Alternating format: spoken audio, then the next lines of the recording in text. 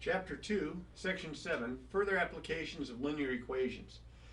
In this particular section, and this is kind of a long section, so I'm going to kind of talk fast, which means that if I go a little too quickly, remember you can always just kind of rewind and listen to it again, kind of slow me down that way. The objectives are to use percents in solving problems involving rates. We're going to do some mixture problems, solving problems that involve rates, solving simple interest problems, solving problems that involve denominators of money, and solving problems that involve distance, rate, and time. We know a formula for that. So in this section, we're going to look at some more story problems. We're going to still use the 5-step method. Remember, read the problem carefully, state your variable, write an equation that models the problem, then solve that equation, just like we've been doing in the first part of the chapter, and then formally state our answer. Now, we're going to start off with some basic mixture problems that involve percents. Now, remember, when you have an item, and it's, let's say, for example, you have an item that is 10% salt. It's a saline solution. All right, that means 10% of however much you have. If you have a gallon, only 10% of that is pure salt. So you got to kind of keep track of the fact that to find out how much pure salt or how much pure any ingredient, any part of it might be, you're going to have to take a percent of the entire amount. So be careful with that. Now, when we get to some interest problems, we're also going to be involving percents, but we're going to be looking probably at using interest equals principal times rate times time, and we're going to write those percents most times either a fraction or a decimal, some kind of workable form of the percent. So let's start with the idea of a mixture problem. Now, some people like to stay very organized when they do mixture problems. They'll set up a table and they'll put titles to each of the columns, each of the rows, so that they can keep everything organized. That's fine. That's the way the book does it, and you can model your examples off the book. I have a tendency not to actually do it that way, but we're getting there. So first things first, how much pure alcohol is in 70 liters of 20% solution? So I've got this big container of 70% solution, and it's 70 liters, or 20% solution, it's 70 liters. 20% pure alcohol. So to find out how much actual pure alcohol, if we were somehow able to burn off the rest of it, or evaporate if it was water, the rest of it, how much pure 100% pure alcohol would we have? Well, we would have 20% of 70 liters. So we would change 20% to either a decimal or a fraction. It's very simple to change it to a decimal, slide it 2 places to the left, and then we're going to, of means pretty much times used in this context. So we're going to multiply 0.2 times 70 liters, and we get 14 liters. So if we are somehow able to evaporate off the remaining solution and just leave the alcohol out of a 70-liter container of 20% alcohol, we would have 14 liters of pure alcohol. And the next one is kind of showing you that interest equals principal times rate times time. Now we're going to kind of just mention it quickly because we're jumping to this and to story problems here in just a minute. So it says find the annual simple interest if $3,200 is invested at 2%. Now annual means 1 year. So we're going to have our time is going to be 1 year. Remember, the time is always in years. Interest equals principal, that's the money invested or borrowed, times the rate of interest, which is usually given as a percent. We'll change it to a decimal or fraction, times the time of the investment or the time of the length of the loan, and that would be in years. So you have to be careful. I mean, if they give you 6 months, don't put a 6 there. You'd have to put a half, because if you put a 6 there, it's going to think 6 months is 6 years instead of a half of a year. So in this case, it's annual, 1 year, $3,200 invested, 2% interest rate. So notice in for the P, it's the 3,200. In for the R, it's 2%, changed to a decimal, slide it 2 places to the left. Add a 0 there as a placeholder, drop the percent sign. That's what this is saying, although it's kind of hard to read. Times 1 year, all right, because that's what it means for annual. I multiply this out, I get 64. This is money because this is my interest, not my interest rate, my interest. So $64 is the simple interest. So now let's make the problems a little bit more interesting than those two little basic ones. Now, we have a pure mixture problem here. It says a certain seasoning is 70% salt. Okay, how many ounces of the seasoning must be mixed with 30 ounces of, I'm assuming that my handwriting is so bad that that says dried herbs containing 10% salt to obtain a seasoning that is 50% salt. So we have some stuff that's very salty and we have some stuff that's not near as salty, and we're going to mix it together and we're going to get a percent that's somewhere in between. Now in this case, 50% is a little closer to 70 than it is to 10. It's 20% away from 70, it's 40% away from 10. So if we had the same exact amounts of the two things that we're mixing, then it would be right smack dab in the middle. It would be at, what would it be, 45%, yeah, 45%. But this is 50%, so it's a little saltier than if it was just dead in the middle there where we used equal amounts. So we're going to have to use a little bit more of the salty stuff than the less salty stuff to get this to work out. So let's remember that our answer is going to be a little bit more of the salty stuff here. I just don't know how much more. And it says how many ounces of the seasoning must be mixed with 30 ounces. So if we were to try to keep track, and again, I don't normally set this all out this way, but we are mixing two things here. We're mixing 70% salt seasoning and some dried herbs here, which is 10% salt. And we want to know how much, the amount, and we want to know the percent of salt, and then we want to know how much pure salt is in the mixture. Actually, let's go one more row here, and this will be our final mixture. All right, so let's see what we can do here. We have to figure out how much of the 70% seasoning we're going to use. So how much, we don't know. We're going to call it X. X is the amount of 70% salt seasoning. Okay, that's a good way to describe it. We're going to mix it with 30 ounces of this dried herbs, and that's 10% salt, so 30 ounces of this, which means that our mixture would be these two amounts mixed together, combined. So this would be X plus 30. This would also be in ounces. We know that this is 70%, so I'm going to change that to a decimal or a fraction. I just change it to a decimal by sliding the decimal point 2 places to the left and dropping the percent sign. This is 10%, so that's 0.1, and our mixture is to be 50%, so that's 0.5. Now to figure out how much pure salt we have, we multiply the amount of the 70% salt and multiply it times 70% to figure out how much pure salt. 0.7 times X. Here I multiply these two together. 30 times 0.1 is 3. And here I multiply these two amounts together.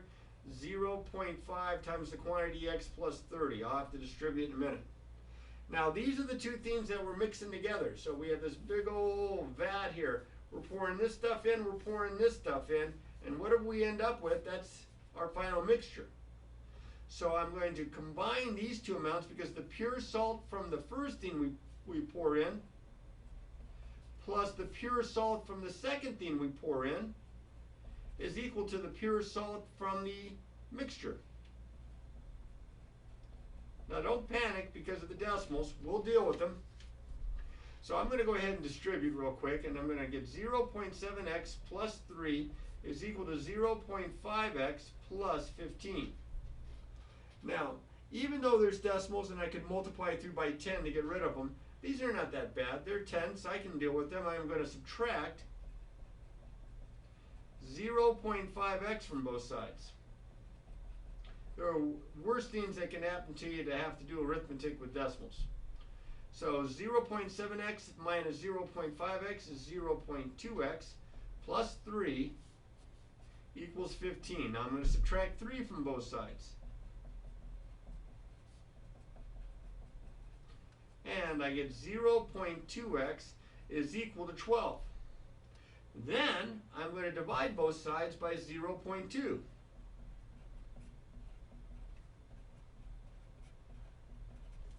Okay. These are going to cancel out. I'm going to get x equals, this will be 60 right here. Double check my arithmetic, but I'm pretty sure that's right.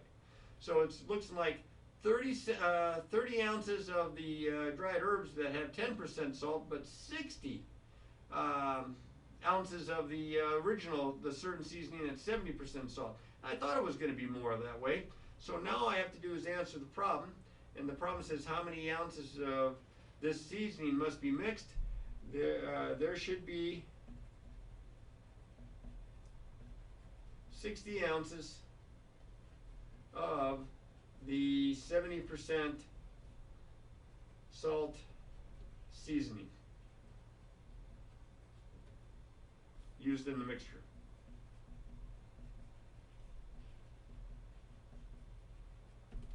Okay, that doesn't look so bad. Now, I say that with a little bit tongue-in-cheek because I know some of you haven't had this in a while. It's just going to take some practice. Mixture problems. Use the table if you like it. I usually just jump down to here, but then that's just because I've had a whole lot more practice than you have. Use the table to help yourself out a little bit there. Let's try something else with some interest. Of course, we should be interested in all of this, he says. Okay, no, I mean simple interest. All right, simple interest problem, interest equals principal times rate times time.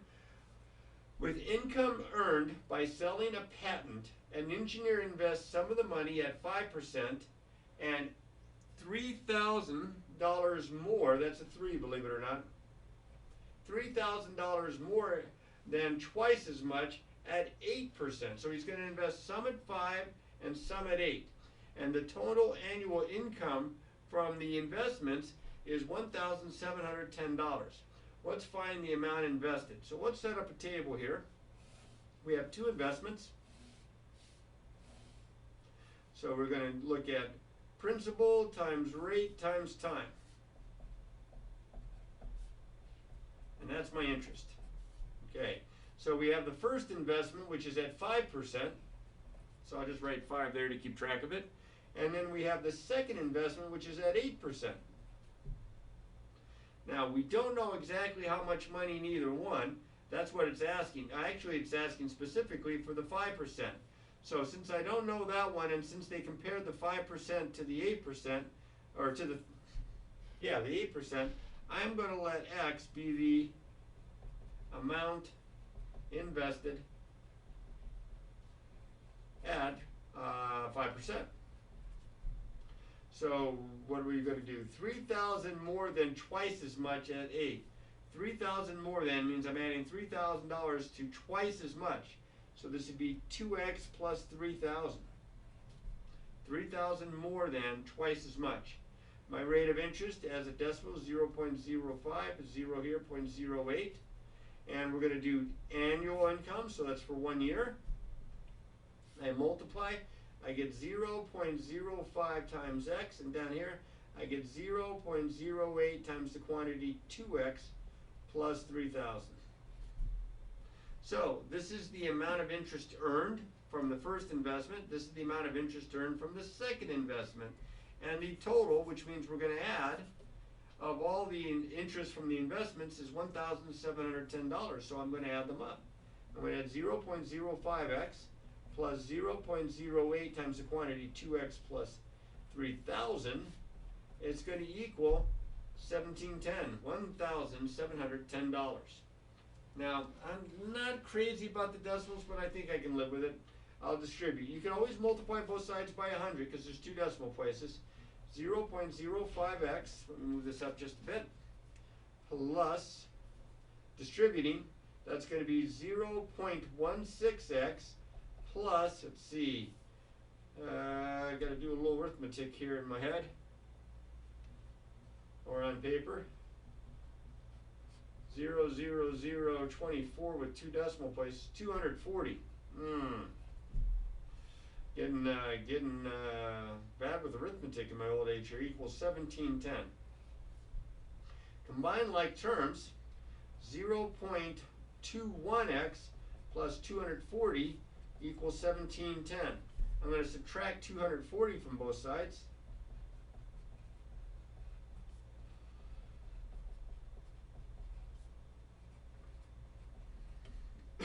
Excuse me. And I get 0.21x is equal to 0.741.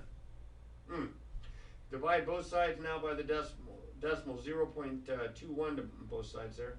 And I will just mention, I will do this occasionally when it comes to my mind, I say 0.21 a lot because of the convenience of saying it that way for my students to know what I'm saying. They can write it down as I read it like that. But this is actually read 21 hundredths with a THS on the end. So I apologize for my stating these decimals improperly, but that's how they're actually read. It's just for the convenience sake of going through these problems quickly that I use kind of a shortcut name for. So now I'm dividing both sides by this number here, 0.21, or by 21 hundredths. And let's see. I'm going to need a couple of decimal places here. Slide, slide. 21 doesn't go into 1, doesn't go into 14. It does go into 147 7 times on the nose. So all the rest of this is just going to be zeros. So X is going to be $7,000. Now it says find the annual investment at 5%. Well, that's X. And that's $7,000. They invested 2 times 7,000 plus 3,000 at 8%, which, you know, a higher interest rate, invest a little bit more, and they end up with, what would it be, $17,000. But at 5%, $7,000 was invested. And there's my answer. Oh, these are great fun. Let's do another. Lots of examples in this particular lesson there. Again, it's a little bit long because I want to go through as many different kinds as I can. All right, now we'll do one real quick here with money. I always like these kinds of problems. I remember doing these back in my algebra days, my algebra 1 days. It says a man has $2.55 in quarters and nickels. He has 9 more nickels than quarters. How many of each denomination of coin does he have? So what I'm going to do here is I'm going to let, since they are comparing nickels to quarters, I'm going to let X be the number of quarters. All right, and since he has 9 more nickels than quarters, X plus 9 would be the number of nickels. Now, if you want to avoid decimals here, don't think of this as $2.55. Think of it as 255 pennies. So that a quarter is 25 pennies and a nickel is 5 pennies rather than using decimals. So each quarter is 25 cents. So I'm going to multiply 25 times X. That's how many pennies X quarters is equal to. And then each nickel is 5 cents. So I'm going to multiply 5 times the number of nickels that I have, X plus 9. And that's how much money I have in pennies for nickels. So if I add those together, I should get $2.55 or 255 cents. If you do it in terms of pennies, then you don't have the decimal points to deal with. Distribute 25x plus 5x plus 45 is equal to 255. Combine some like terms. 30x plus 45 is equal to 255. I'm going to subtract 45 from both sides.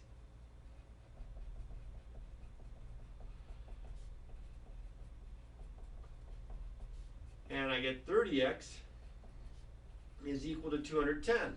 Almost done. I'm going to divide both sides by 30.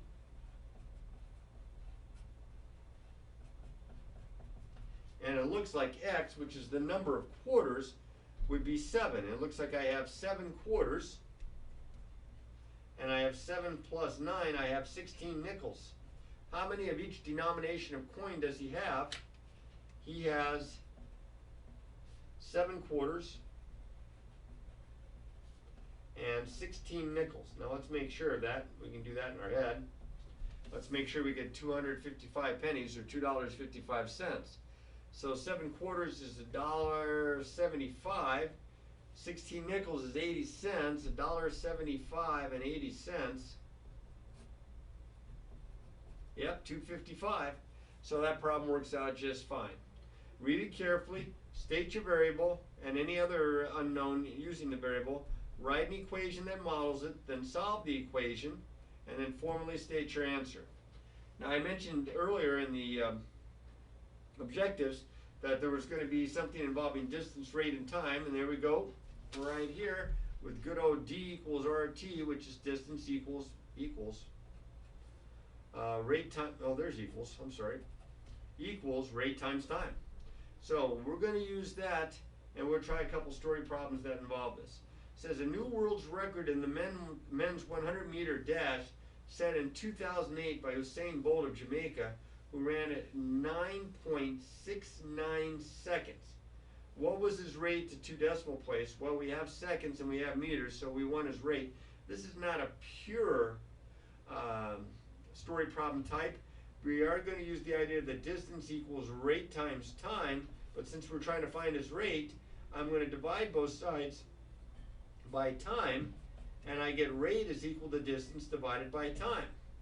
So he ran 100 meters, that's the distance, in 9.69 seconds. So now I've got to definitely do some arithmetic. Why I didn't grab my calculator, I will never know. I'll take this out a couple places here, best I can. So I slide it twice, 969 goes into 1,000 one time. That's 969, almost wrote it down wrong.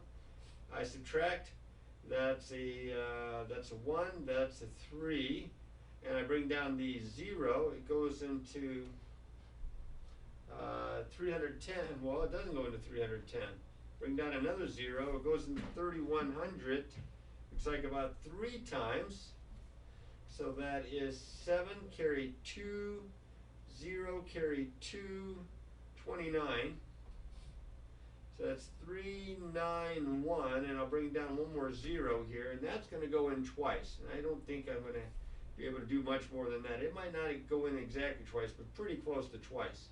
So, well, it says the 2 decimal places, so I should technically not lead you astray here. I should take it out. Doggone me for being a stickler on rules.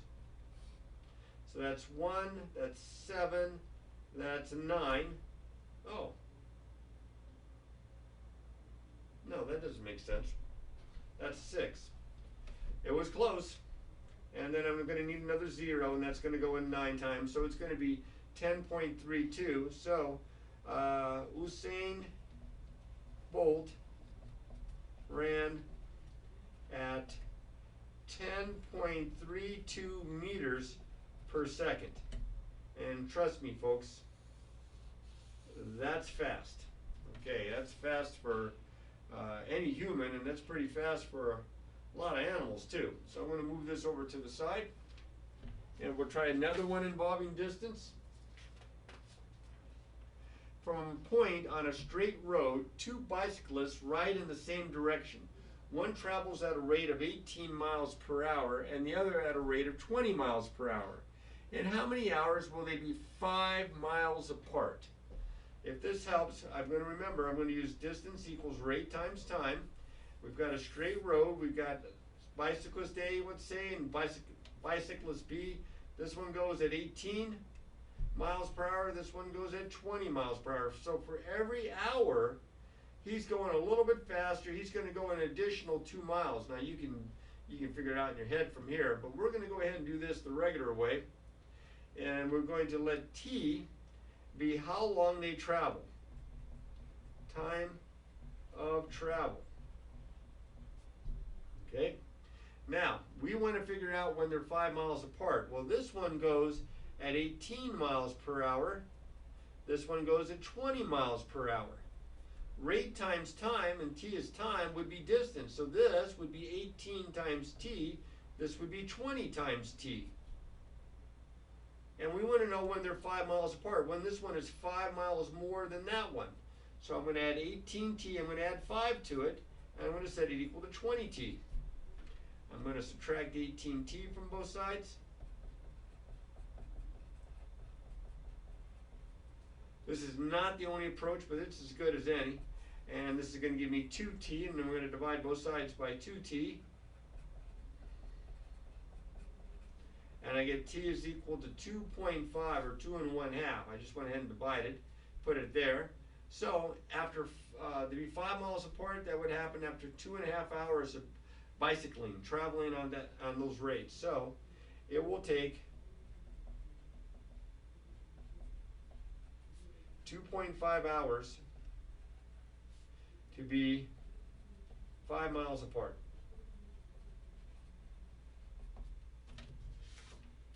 All right, two cars leave a parking lot at the same time, one traveling east and the other traveling west. This is the same direction problem. This is an opposite direction problem. But we're still going to use distance equals rate times time. That guy is not going anywhere. Distance equals rate times time. So in this case, here's where they're starting. This would be the parking lot. You got one car going east, you got one car going west. Now, however far, because they're going in exact opposite directions, however far this one goes and however far this one goes combined will be how far apart they are. Got to keep track of that now. So it says here, one's going east and the other's going west. The westbound car travels, that's this guy here, 6 miles an hour faster than the eastbound car. So let's let R, or X here, be the rate of the eastbound car. And 6 miles an hour faster, X plus 6 would be the rate of the westbound car.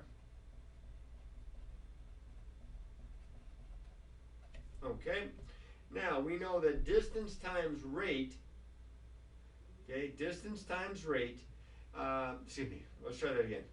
That distance equals rate times time. Oh, I'm getting tired. Let's get through this one here.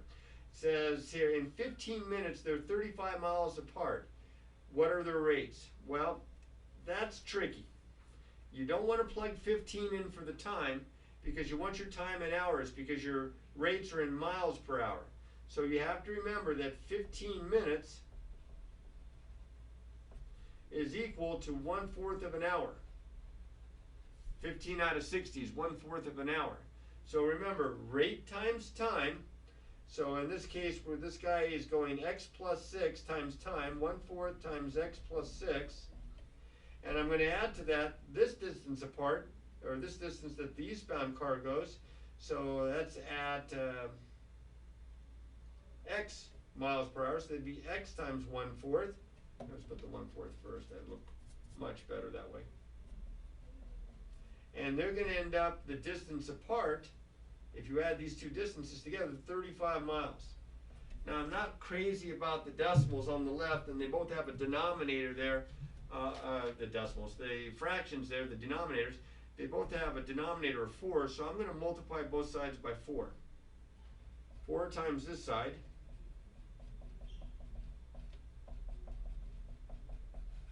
And 4 times the right side. 4 times 1/4 is 1, and 1 times x plus 6 is x plus 6. 4 times 1/4 is 1 times x is x, and 4 times 35 would be 140. So I have x, and I have an x there. I have 2x plus 6 equals 140. Subtract 6 from both sides. 2x is equal to 134. Divide both sides by 2. Let me bring it up here now. 2x divided by 2 equals 134 divided by 2. X is equal to 67. Okay? Well, that's the rate of the eastbound car because that's x. X is 67. So this one's going 67 miles per hour. And this one's going 6 faster than 67. He's going 73 miles per hour. Okay? So now all I have to do is answer, what are these rates? The eastbound car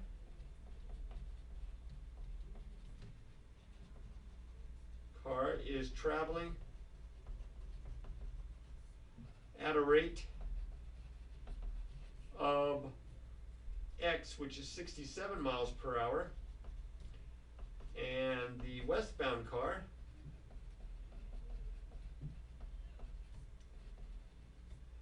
is traveling at a rate